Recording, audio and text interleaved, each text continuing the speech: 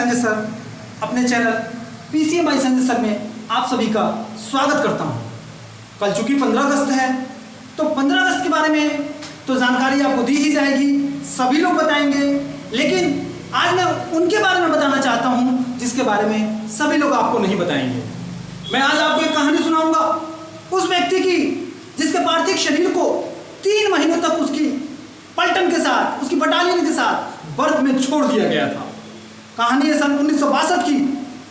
चीन भारत पे आक्रमण कर चुका था और इतिहास गवाह है, आप जाके देख लीजिए चीन का जो वो आक्रमण था भारत के लिए क्या था नहीं कहा जा सकता, क्योंकि इस विषय में मैं बहुत कुछ नहीं बोलना चाहूँगा।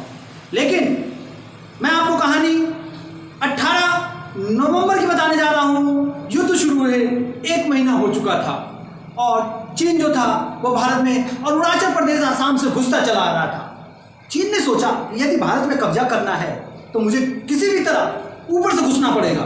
ऊपर यानी लद्दाख से घुसने की योजना बनाई गई और 18 नवंबर की सुबह की बात है, 124 जवानों के साथ एक मेजर जिसका नाम मैं अभी नहीं बताना चाहूंगा अपनी पलटन के साथ, अपनी बटालियन के साथ लगा हुआ था।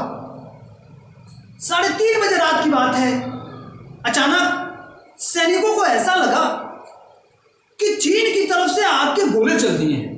सैनिक तैयार हो गए, लगातार गोलियां चलनी शुरू हो गई, लेकिन जल्दी भारतीय सैनिकों को यह आभास हो गया कि चीन जो है हमारे साथ चाल चल रहा है। पीपल रिपब्लिकन आर्मी उनके साथ चाल चल रहा है। वो जान गया था कि यहाँ पे भारत की बहुत बड़ी सेना और बहुत ज्यादा हथियार नहीं है, इसलिए उसने रात के अंधेरे में 3:30 बजे याकूब के वाइफ और याक, आपने पढ़ा होगा, यानी उनके गले में लालटेन बांधकर भारत की तरफ रवाना कर दिया। अंधेरे में भारत के लोगों ने सोचा, भारतीय सेना ने सोचा कि शायद उधर से सैनिक चल दिए हैं और इन्होंने अपनी गोलियां चलानी शुरू कर दी। लेकिन जल्द आभास होने के बाद इन्होंने अपनी गोलियों को रोका। चीन को मालूम था कि इनके पास गोलियां कम है। मेजर शैतान सिंह नाम से ही आपको लगता है शैतान सिंह, लेकिन ऐसा नहीं था। जोधपुर का 38 वर्ष का वो नौजवान दिल से शैतान नहीं था, दिल से भारतीय था। भारत के प्रति उसकी श्रद्धा थी। 5:30 बजे के वक्त समय पूरी पलटन इसकी तैयार थी और चीन ने भारत पे लद्दाख में आक्रमण कर दिया। मेजर शैतान सिंह अपने पलटन के साथ लग गए। उन्होंने अपने कमांडिंग ऑफिसरों को फोन किया और कहा कि सर हमें मदद चाहिए, हमारे पास सिर्फ 124 जवान हैं और उनकी सेना 3000 से अधिक है। भारतीय सेना के उच्च अधिकारियों ने मेजर शैतान सिंह से कहा कि आपसे निवेदन है कि आप अपनी पोस्ट को छोड़ के नीचे आ जाएं, सैनिकों की रक्षा करें, हम आपकी मदद नहीं कर सकेंगे। लेकिन मेजर शैतान सिंह को अपनी मां देना बिल्कुल पसंद नहीं था। बोले ना ना ना ना ना, मैं भारत का वीर सपूत भारत माता को दे दूंगा। बोले नहीं, मैं ये जमीन नहीं छोड़ूंगा जब तक जीवित रहूंगा। उनके सभी जवानों ने कसम खाई कि जब तक हम जीवित रहेंगे चीन को घुसने नहीं देंगे। और हुआ यही। 5:30 बजे सुबह युद्ध शुरू हो गया। 3500 तक की सेना चीन की भारत पे आक्रमण कर चुकी थी। भारत के पास कुछ नहीं था, 303 राइफल, एक बार में एक गोली, लाइट मशीन गन, जहां से गोलियों की कोई बौछार ही नहीं थी। द्वितीय विश्व युद्ध में इन दोनों हथियारों को खत्म कर दिया गया था, लेकिन भारत ने उस समय इन सैनिकों को यही हथियार दिए थे और चीन के पास अत्याधुनिक हथियारों के साथ लैस होकर उन्होंने भारत पे आक्रमण किया। रिजल्ट सामने था। चीन को लगा कि आधे घंटे में युद्ध खत्म हो जाएगा, लेकिन भारतीय सेना आप जानते हैं कि मानने वाली नहीं है। भारत के जवान मानने वाले नहीं थे। युद्ध शुरू हुआ, भारत के कई जवान तुरंत शहीद हो गए, लेकिन उधर से भी काफी जवानों को इन लोगों ने मार गिराया। युद्ध चलता रहा। मेजर शैतान सिंह परेशान, यहां से वहां से यहां कमांडिंग कर रहे हैं, सैनिकों से कह रहे हैं मारो। गोलियां खत्म हो रही थी, सैनिक हमारे शहीद हो रहे थे। मेजर शैतान सिंह के शरीर में कई गोलियां लग चुकी थी। उनके पास कोई ऑप्शन नहीं था कि क्या किया जाए।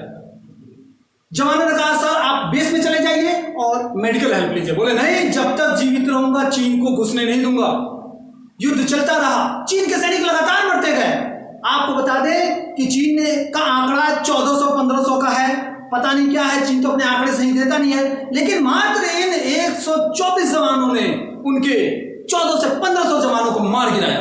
सब हथियार उनके छीन लिए।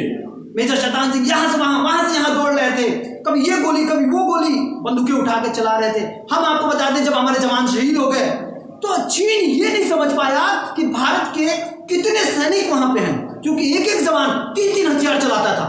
यहाँ पकड़ के कई हथियार चलाते थे, यहाँ दौड़ के वहां दौड़ के। मेजर शैतान सिंह लगातार लगे हुए थे, कई गोलियां उनके शरीर में लग गई। उन्होंने अपने साथियों से कहा, जवानों मुझे किसी पत्थर की ओट में रखो, किसी चट्टान की ओट में रखो, ताकि मैं इनके ऊपर फायर कर सकूं। मेजर शैतान सिंह को उठा के एक चट्टान के ओट में लगाया गया और वहां से मेजर शैतान सिंह ने अपने पैर में रस्सी बांधी, एलएमजी में रस्सी बांधी और पैर से एलएमजी चलाते रहे और हाथ से राइफल चलाते रहे। ऐसा कौन वीर सपूत होगा?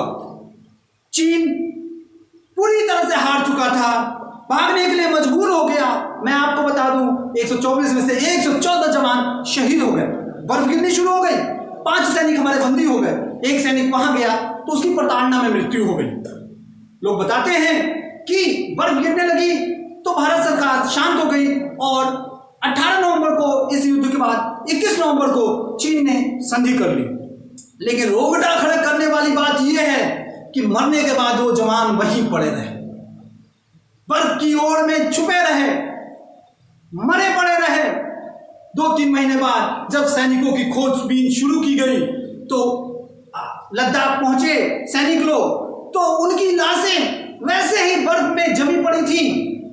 मेजर शैतान सिंह के एक पैर में रस्सी बंधी थी, दूसरे हाथ में राइफल, सभी लोग अपने निशाने पे लगे हुए थे। लाशें ठंडी पड़ चुकी थी। भारत सरकार को उस समय आभास हुआ कि मेजर शैतान सिंह और उनकी बटालियन ने क्या काम किया। उसके बाद मरणोपरांत मेजर शैतान सिंह को परमवीर चक्र से नवाजा गया। बाकी बटालियन को वहीं उनकी चिता जलाई गई सबकी, और मेजर शैतान सिंह को जोधपुर लाया गया। जोधपुर के जवान मेजर शैतान सिंह परमवीर चक्र विजेता, अगर वो ना रहते तो शायद भारत का ऊपरी हिस्सा जो जम्मू कश्मीर, जिसके लिए भारत पाकिस्तान हमेशा युद्ध करता है, वो ना भारत के पास रहता, ना पाकिस्तान के पास रहता, वो चीन के पास रहता। तो मेजर शैतान सिंह को जरूर याद किया जाए। मेजर शैतान सिंह वो शब्द जिन्होंने भारत के आंचल में भारत के सिर की लाज रखी। और मैं इसके बाद आपको, चूंकि मैथ मेरा विषय रहा, तो मुझे आपको मैथ के बारे में कुछ सवाल समझाने की अनुमति चाहिए। मेजर शैतान सिंह की कहानी आपने सुनी, अभी मैंने आपको मेजर शैतान सिंह की कहानी बताई। मेजर शैतान सिंह परमवीर चक्र विजेता 1962 के हमारे महान योद्धाओं में से।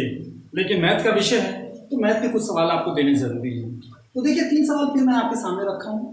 तीनों सवाल बहुत अच्छे तरीके से सॉल्व किए जाएंगे। देखिए, पहला सवाल देखिए, फिर से मैंने आपको करनी में दिया। अभी मैंने कुछ देर पहले आपको करनी का सवाल समझाया था।